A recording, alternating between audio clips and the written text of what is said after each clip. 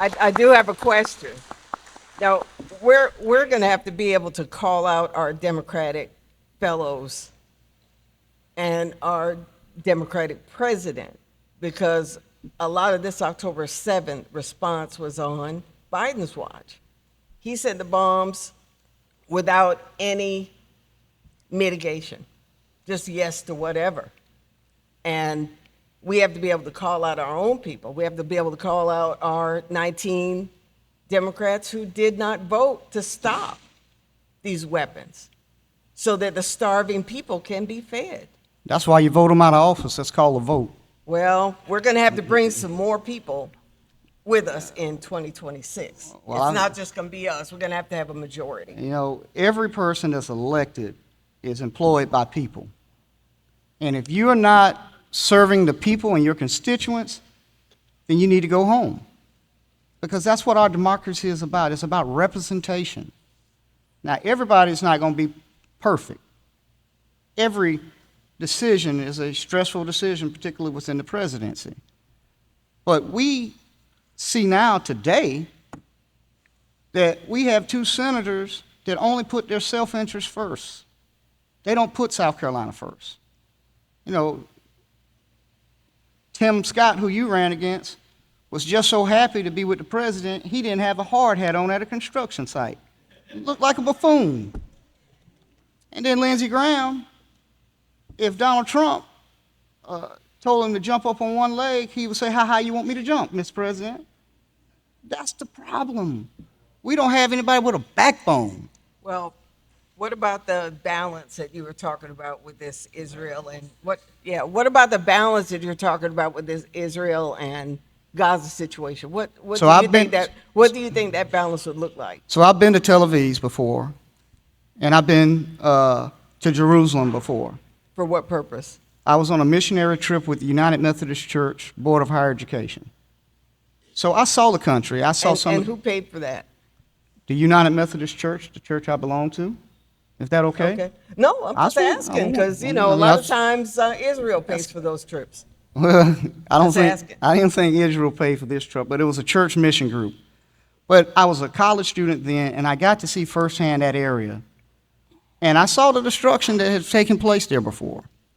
But also, when it came time to go to Gaza, everybody was scared. Oh, we don't know if we want to go there.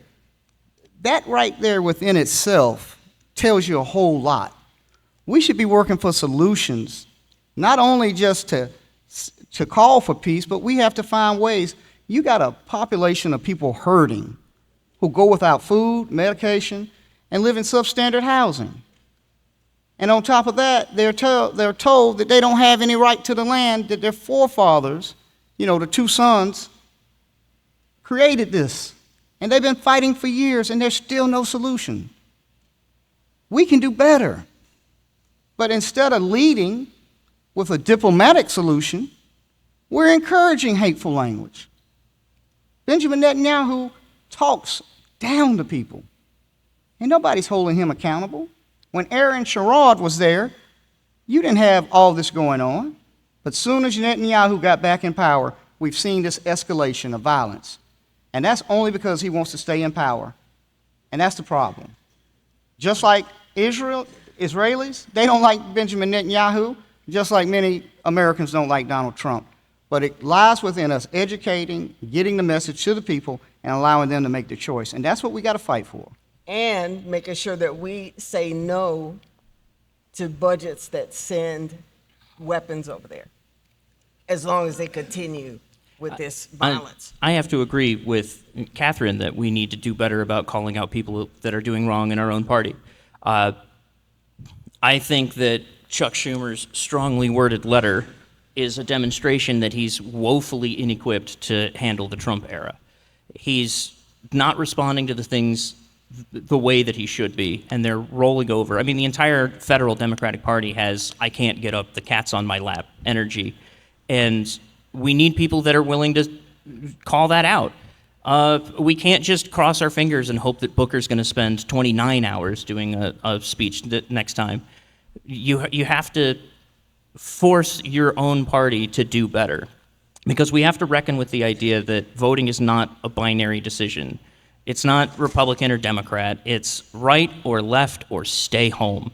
And some of our counties have as low as a 15% registered voter turnout rate. So it's very clear which of those three options people are choosing, and for good reason. If you look at the federal Democrats right now, even I'm angry at them, and I'm trying to be one of them.